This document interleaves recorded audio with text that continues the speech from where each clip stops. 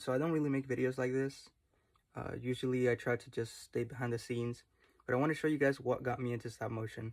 And I know a lot of you are gonna have a lot of flashbacks, a lot of nostalgia, and so I'm gonna start off with Wallace and Gromit. So I remember growing up, uh, this is what I saw for the first time.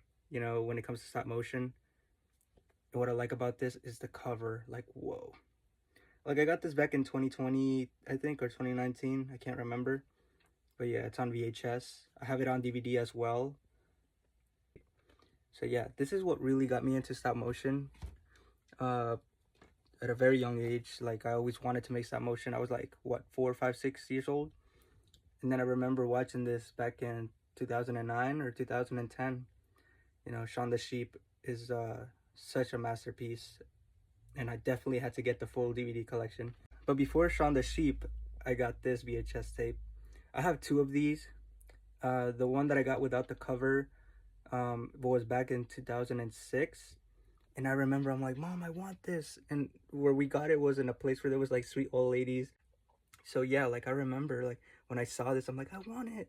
And so I would play it all the time. Like no matter where I went, my grandma's house or friend's house, I would play this VHS tape. And I know for sure they got annoyed. They're like, this kid is just obsessed with this. So yeah, like I remember I would watch Dodo Island, and it's just a masterpiece. It brings so many memories. Also, Chicken Run. Miss Tweety, oh my, Miss Tweety was a psycho. She always gave me the creeps. The Pirates.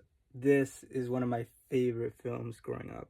I remember it aired at on Nickelodeon one time, and we would have to like, you know, rent it out on a Redbox. You guys know what's a Redbox. There's still a few out there. So yeah, these are just like a snap. And also like in the early 2000s, I remember I would watch with my brothers you know, a lot of YouTube. You know, we would watch, you know, Lego Star Wars, Lego Batman, or like some claymation video, random videos out there. So yeah, I remember like those kind of videos would like get me so excited. I'm like, I want to do this, I want to do this. Like, you know, as a kid I wanted to do a lot of stuff, but we didn't have the money to buy certain things. And so as I got older, you know, when you start high school, things changed, and I just forgot about what I wanted to do growing up. And so later on, uh, in 2023 is when I'm like, I want to do this. I want to make stop motion, and I got into stop motion, and I've been doing it for a long while now. It's 2026, and yeah, I'm still going. You know, I just love stop motion. Sometimes my videos flop, sometimes they don't. I don't care. I love making stop motion. You know, I tried to make stop motion videos with snow, dirt, with VHS, Lego, anything. You know, you don't have to just focus on one thing when it comes to stop motion. Like back in 2012, I made like a short clip, like a 3-4 second clip of a clone trooper, you know, just, you know, falling and his helmet comes off. That was the only thing that I made as a kid when it comes to stop motion. And it was on my mom's BlackBerry phone. So those phones, people who know what's a BlackBerry understand that it's so difficult because it's a tiny phone with like tiny buttons, and it was so annoying.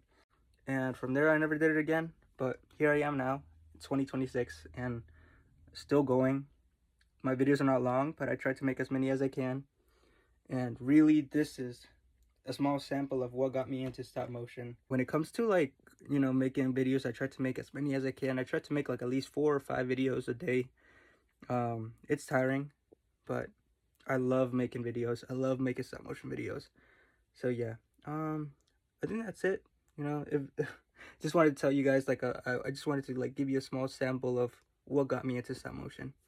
But yeah, adios guys.